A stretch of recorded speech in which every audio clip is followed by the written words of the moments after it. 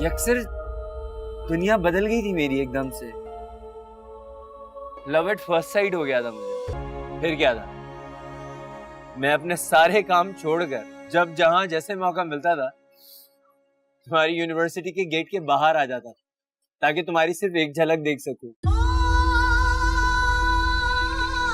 और एक दिन फाइनली तुम्हारा दिल भी पिघल ही गया।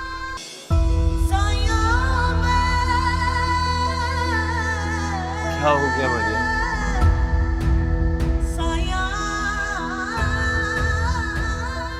अभी तो मैं उसी तरह तुम्हारे पीछे पड़ के तुमसे माफिया मांगू।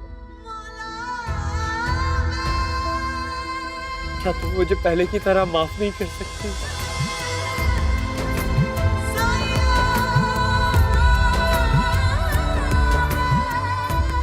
मैं जानता हूँ मरियम, तुम दरवाजे के उस पार बैठी हो, मेरी सारी बातें सुन रही हो। मेरी आवाज सुन रही हो ना मरियम? प्लीज मुझे माफ कर दो मरियम,